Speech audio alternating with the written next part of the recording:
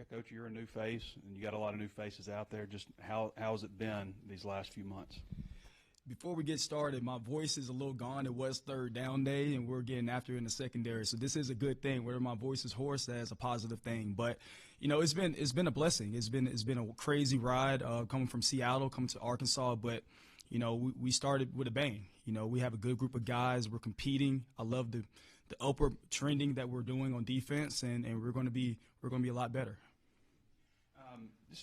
Some of the new guys that you have, like Julian Neal, I guess. I'm trying to think if there's anybody else that's joined you late since the spring. But what has Julian brought to the table? And I guess, well, you didn't have Jordan Young because he was injured, and Kanai was a little beat up in the spring. So how have those guys come along? All the new additions have been a breath of fresh air. Julian brings experience. Obviously, he brings size, speed, and we all seen him out there. The guy can play. And Jordan Young, he played a lot of ball in Cincinnati, and he's bringing that experience with him as well. A lot of these guys that we've added, even Kanai Walker, even added in the freshman Naza Pringle, the biggest thing for them, we have flexibility now. We have a lot of depth, the guys that can play man-to-man coverage, guys that can be physical in the run game, and guys that can take the ball away. And that's the emphasis we're putting on them this camp and in the spring and over the summer. We got to get more takeaways, and we've been doing that thus far. You mentioned the size, and that's something that Sam really stressed with us, how he was excited about the added height, weight in the cornerback room. I'm just curious, where, other than guarding receivers one-on-one, how other ways that really makes a positive impact for the secondary? It makes a positive impact because it allows you to play with more length. You have more opportunity to get your hands on balls. You get more tip balls. You got safeties that can fit in the run game. You have corners that can fit in the run game as well.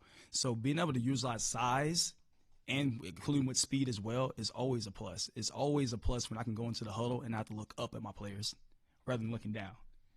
I feel a lot better going on the field with that. Sam spoke in SEC Media Days about wanting to maybe blitz a little bit more this fall. As a secondary coach, is that nerve-wracking? Is that exciting when you hear maybe a little bit more blitzing this season? No, at all. There's no bigger respect than when the play caller can call a blitz and he has confidence in our secondary. We want to be aggressive. We want to be, bring the fight to them. We want to get in their faces, and we want to challenge and contest everything. And that's something that we're going to bring to the table. And I believe we have the guys that can do that. So, yes, attacking, blitzing, anything that the play caller wants to do, we're ready for it. Selman just looks so much comfortable, compared to where he was last year as a freshman. How have you seen him take strides, even from the time you arrived and maybe over the summer to where he is now? It takes time, especially in this conference, to learn what you're doing. Coming from high school to college as a freshman, you have time. You have to learn the playbook. You have to, get bigger, stronger, faster in the weight room. And I think he's just putting everything together. The talent is always there. Now he's playing with more confidence. I tell these guys, you have to find your own style. And he's finding his style. He's hitting his stride. And just like everybody else, we are, as a unit, we are trending upwards. You mentioned there's been takeaways in team periods. So what's the blend maybe between picks and ripping the ball out?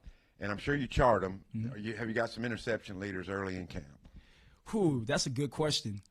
We have a lot of the safeties are doing a great job. The corners, we can do a lot better in that category. But we're getting our hands on the balls, and that's always a positive. Now we have to have the confidence and the savviness to feel comfortable playing the ball in the air, or making those contested catches. And we're working that every day, and we're going to continue to drill that. What compelled you? I mean, you had a background in the NFL as well. What compelled you to come back into college ball here? To me, this is a premier program. I played football in this conference. I remember coming here in 2010 and Arkansas coming back in 2011. I was here for the 2014 game. This place is a hard place to play at. The fans love it. The atmosphere is crazy. So it was a no-brainer. When I got the call from Coach T. Will and Coach Pittman, my wife couldn't pack our bags fast enough. We're back down south. We get the word of Crimson, so I'm ready to roll. You mentioned the 2010 game. Some people say those first two plays on offense, Arkansas had a wheel route to Wingo and a curious right on crossing route. Mm-hmm. Trino calling the plays. That might be the loudest the stadium's ever been, certainly ranked among that. What do you recall from the 2010 game? Pig suey. Pig suey. I don't think I had pork for the next 2 months after that game. it was a wild atmosphere. And once again, coming in Arkansas, we're throwing the first punch, and they did that. And we knew going in, we always respected Arkansas, and knowing that they're going to play hard, it's going to be tough. This is a tough place to play at. And with the fans there, with the Pig Suey, it can get a little wild. Coach, on the opposite end of Julian and Selman and Kanai, there's Keyshawn Davila, who's not that big. Talk about how he's doing. I have one word. He's a dog. He's a pit bull out there, and he has something to prove. And once again, that is another guy that has a flexibility where we can use him in different places. We have guys that everybody has a unique skill set, and we're being creative in the way that we're going to get these guys on the field. Selman Bridges is a kid that I think before you got here he entered the portal, but then he came back soon thereafter. But I've never seen a kid that went in the portal come back, recruit every weekend like he does. He hosts recruits every weekend, and every single one of them praises him. Just is there been a complete attitude change among Selman, or why? No, I just think, in this day and age, when guys exploring their options, I think it's just curiosity at the same time. And he's always been bought into the program, and he's still doing his thing now, and I'm glad he stayed. He's definitely a player that we can use, and I'm excited for his future. Sam has talked a lot about the importance of finding your cornerbacks first before you fill out the other positions. I think Julian's had that spot at left locked up, movement with Kanai and Selman. What has stood out to you about that battle?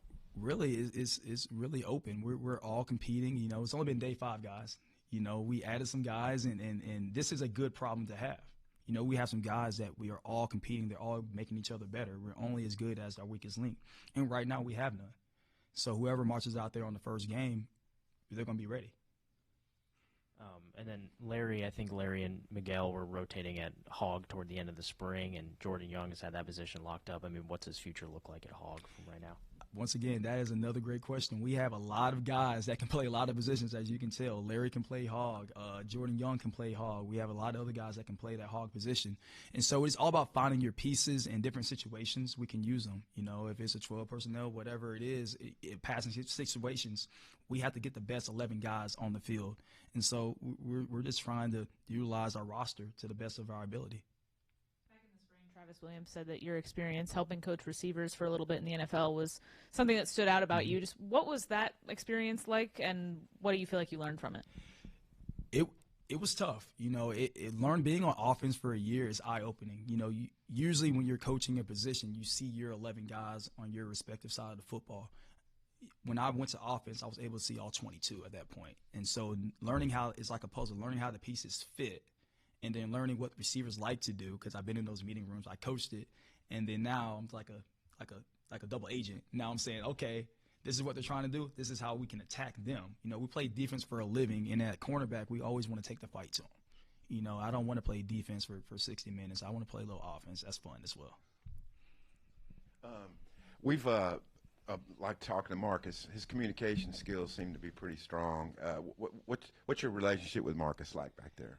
Man, he's very wise. He's been around the block. He's coached at numerous places, and he brings a lot of wisdom and experience. And I just love when he speaks. When he speaks, everybody listens. And I learn a lot from him as I go along the way. And he brings a certain calmness to the room and to the secondary. So Coach Woodson has been fantastic to me, been fantastic to the players. And we're definitely getting the best version of Marcus Woodson. You've had to prepare for Petrino offenses, I mean, at least in 2010 and 11, maybe some other games. But what kind of hallmarks, what kind of things do you see out of Petrino offense that make it tough? It's whatever the flavor of the week is. He's very creative. He's very unique. And I think that is why he's one of the brightest offensive minds in football, and everybody has respect for Coach Petrino. And, he's going to dial him up. We see it every single day. So it's strap it up and let's go. Coach, some people are concerned that, with Andrew Armstrong going to pros, 78 catches, then so many, like the top 9 receivers are all gone from last year. But what have you seen from receivers, and what can you tell people who are worried about the receiver room? I mean, you go against those guys every day, and we're out there pushing each other. Like we said we have a lot of big corners. We have a lot of speed, on the offense, and so, they're making it hard for us. If you come to any of the practices, they're doing their thing as well, and it's back and forth. thoughts against him. On Antonio. Just like a lot of players we got, we did a great job of recruiting. You know, we brought in some guys that I believe can really help this team, you know, whether now or in the future. So I think the future is always bright for Jordan. Anybody in particular giving you guys fits at wide receiver? A different guy shows up, you know, is what it is. They're very, very, very unique in how they use these guys. So, you know, it just depends. You know, each guy is doing their thing and making plays, and, you know, we can't take any off plays out there. Obviously, you got a lot of competition going for it, but there is the possibility that you could go 6'4", 226 at one safety and 6'1", 222. That's a couple big safety. That's kind of like an old world look. Yeah. I mean, it's throwback football. You know, and whenever we have size out there and we have speed that can keep up, that's going to make it hard for offenses. You know, they're going to have to game plan us as well. Looks like, I mean, this isn't always how it is, but generally, like, defensive line subs more than linebackers, linebackers sub more than defensive backs in games and stuff. Is that going to be difficult for you, or is there a scenario where guys play a lot, just kind of even, or are you looking for your top five? Well, you know, just like an NFL roster, usually you can play with up to 8 to 9 guys. So we tell the players, make it hard for us to not play you. You know, everybody is a starter and everybody can find their own way on the field. And if everybody takes control of their job, they'll have a seat on the bus. So, you know, whether we have 4 or 5 guys or we can have 8 guys out there that can all rotate, that'll be a blessing for us right there. Kirby Smart was your defensive coordinator in Alabama, right? All 4 years? DB coach, defensive coordinator, along as Nick Saban and Jeremy Pruitt. So, yeah, I had a woozy there. Obviously, Kirby and Sam worked together. Did you call Coach Smart at all before accepting this job? Any research with maybe some past connections before coming here? No, I did not. I just knew that Coach Pittman and Kirby worked together in the past, and I knew it would be a very similar experience as well from my experience down in Alabama. So I knew it was going to be structured, stern at the same time, and you know the way that they lead the players and what they demand from the team was going to be very similar and unique at the same time. Coach Saban's obviously a secondary guy. Any pillars from learning from him that you're trying to carry over here into your coaching career now? Yes, enjoy the process. You know, this is fun. This is the best time of their lives as well. You know, at the end of the day, they get to continue playing the game that they love, that they've been playing since they were a kid. So it can be very business-like at times, but keep the main thing to maintain is playing football is fun. And so if you don't look at it as a job, you don't look like, oh, I have to be here. Look at it as you're playing a sport that you love. You get to go to work every day and play football. I get to go to work every day and coach football. What's better than that? You've touched on your experiences in the NFL a little bit already, but were there any lessons, experiences from your time coaching in the NFL that you've taken here now that you're trying to implement at Arkansas?